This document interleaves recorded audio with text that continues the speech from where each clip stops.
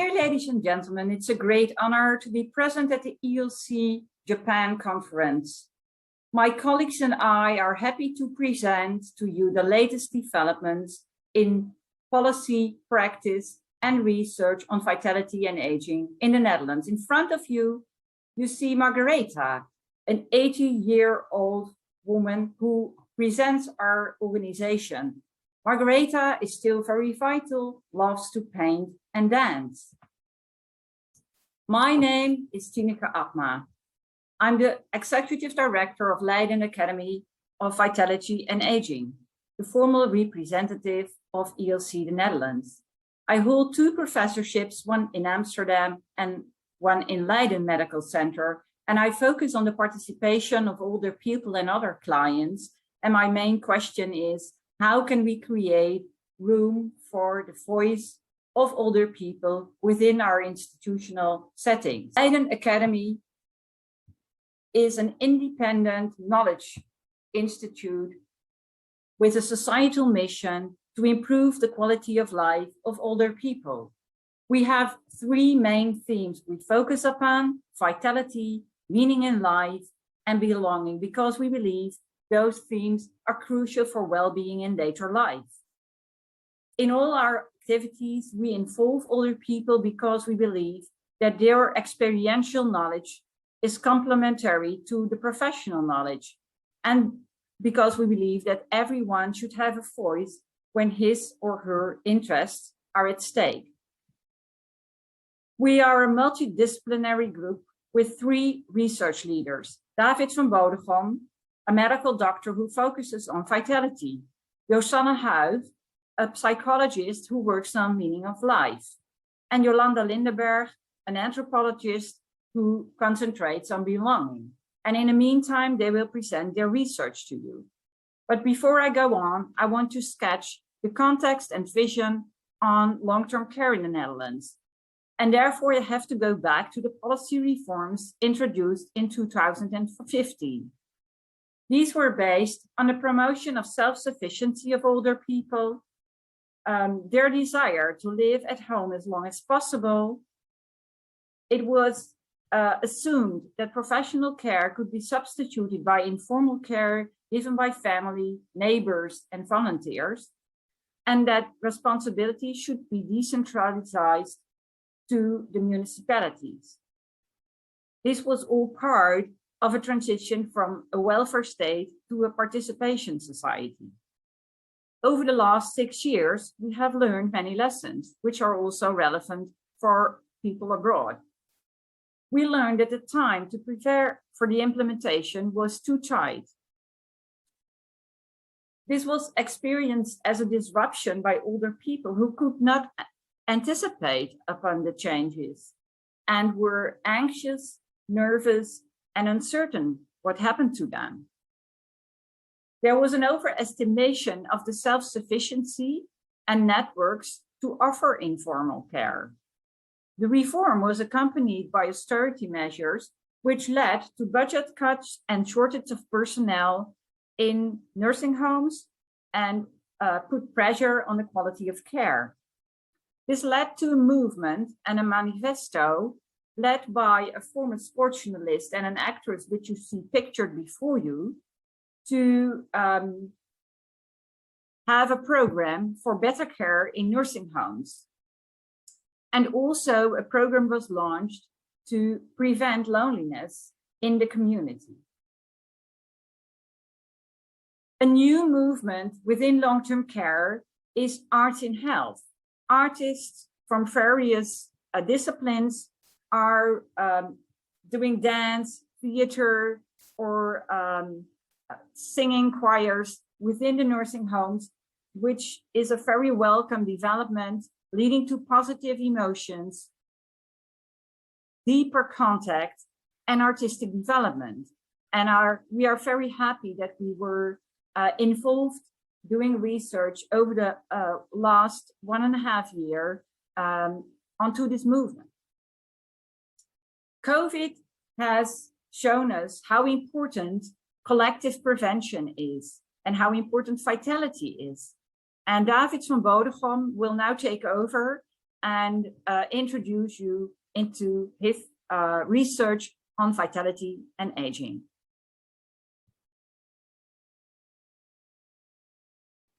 Good day to all of you. My name is David van Bodegom. I am a professor of vitality in an aging population at the Leiden University. Next to my scientific work, I also write books for the general public on aging. The themes that I study are the influence of the environment on the aging process, self-care and demedicalization. What can you do to improve your vitality? Next to pharmacological therapy, and self-organization and peer coaching. And it is about this last topic that I would like to share some of my work with you in this short video. Peer coaching in vitality clubs. Now, there are many interventions to improve physical activity or to increase physical activity in older people, which are very effective on an individual level to the people who actually participate in these sessions.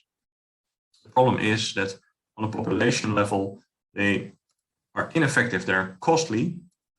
There are not enough professionals to deliver these type of sessions to the large group of people that would need these sessions.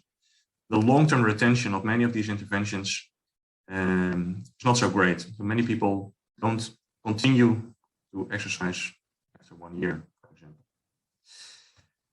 That's why we started the Vitality Club, which is based on peer coaching. What does that mean? These sessions are outdoors in the neighborhood where the people live, together with the people who live close by them. Multiple days a week, typically 5 days a week, early morning. They are self-organizing groups. We don't organize anything. It is by older people, for older people. There are no professionals involved, and because there are no professionals involved and because it's outdoors, there are also no costs, so they are self-supporting, and most of the groups are free to participate. We studied the effect on the physical fitness of the participants of these peer-coached groups, and what you see is that this is a typical physical fitness test for older people, the 6-minute walking test. How many meters can you walk in 6 minutes? And well, in the general population, with aging, each year people walk a little bit less, 5 meters less far. You see that in these groups of people who exercise in the peer coach groups, they increase the distance that they can walk after more than a year. Not only the physical fitness improves, also on a subjective level, the quality of sleep improves, quality of life improves.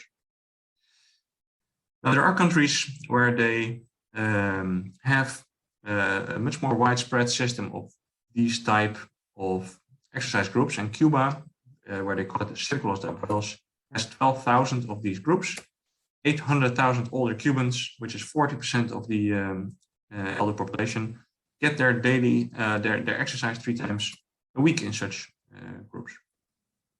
Now, in the Netherlands, these vitality clubs are also rapidly spreading. We now have over 25 of these groups all over the country with over 500 members and rapidly growing. In the future, we are going to study if this type of peer coaching can also be used to improve glycemic control in people with type 2 diabetes in a project called The Nursery, which is an ecological garden where they will not only exercise, but also learn to eat and cook differently. Another study we just started is a study how early morning outdoor exercise can improve biological clock function in older people and 24-hour rhythmicity. That was what I wanted to share with you. Thanks a lot for your attention. And it's my pleasure to introduce the next speaker to you, which is my colleague, Yolanda Lindeberg. Thank you very much. Hello, everyone. My name is Yolanda Lindeberg, and I have a background in psychology. At Leyden Academy, I'm a senior researcher, and I coordinate our projects within the theme Meaningful Aging. Me and my colleagues, together with older people themselves, conduct participatory research to enhance the space for the voice of older people, the attention for their wishes and ambitions, their heterogeneity, and their individual identity. Many of our projects are conducted in a nursing home context, and I will give you an example in this presentation. So the last 5 years, we've been spending a lot of time and effort in the development and implementation of a narrative approach to nursing home care. We call this approach Enjoying Life. With this title, we want to indicate that nursing home care should not only focus on older people's limitations or needs, what is most often the case in nursing homes. It should actually be about contributing to their personal well-being so that they are able to enjoy their lives despite their limitations. With the approach, we aim to contribute to a shift from a traditional focus on disease, protocols, and standard practice to more attention on relationships, narratives, and person-centered care. In this way, we want to develop an approach that fits with the nurses, clients, and their family within a nursing home context. Within the approach, 4 important themes have a central place.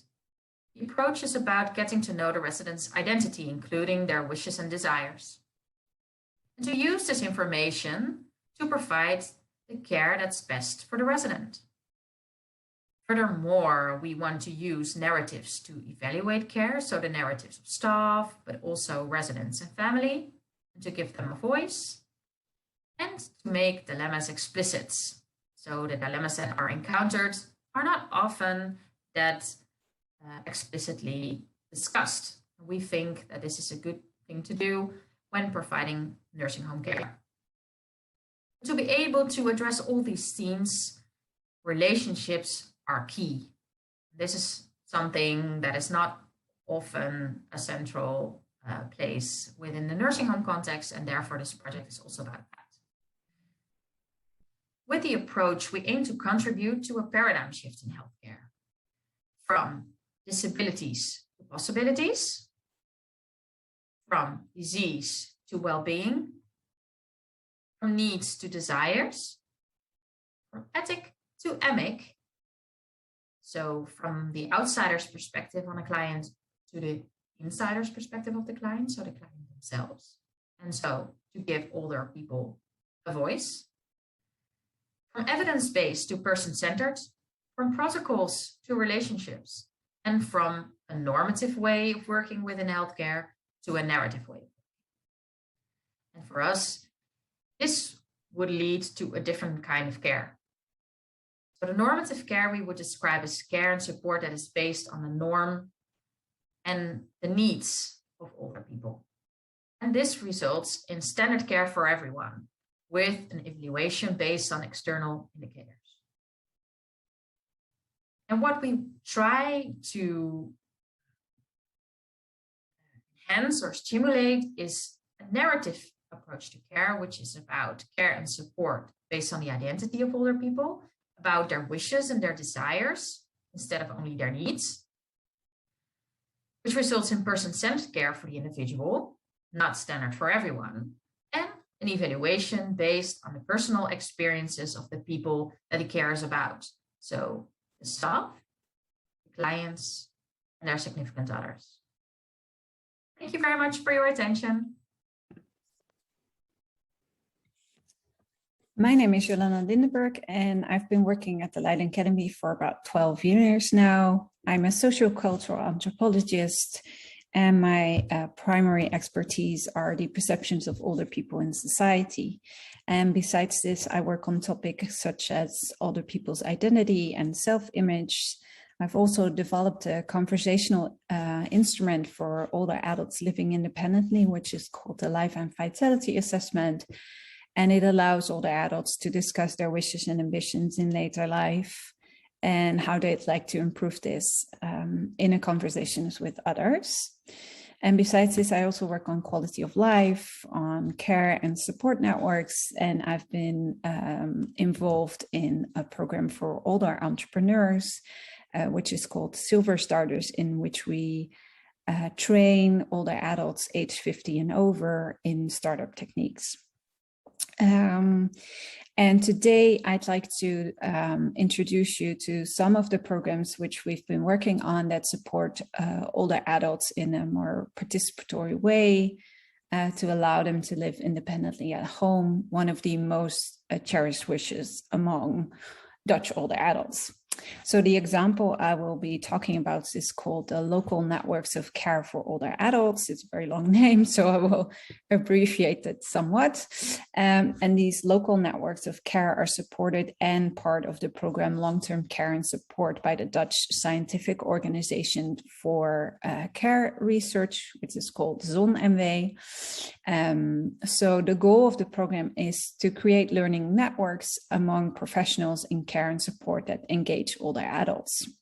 And the ultimate target of this program is to allow older adults to live longer at home safely and in a good way. So this program consists of 3 different phases. The first phase is the development of the local network to really set it up. The initial network needs to involve a GP and a nursing professional. And the idea is to involve other paramedical or medical and welfare professionals, and the participation of older adults in the neighborhood in the network is a precondition. The second phase is an elaboration phase, and it offers the network in cooperation with an external advisor and a participatory action researcher the opportunity to develop 2 thematic innovative projects that are relevant for older adults in the neighborhoods, so in the specific local context. And we are usually part of the action research in this second phase, and we've done so for several projects.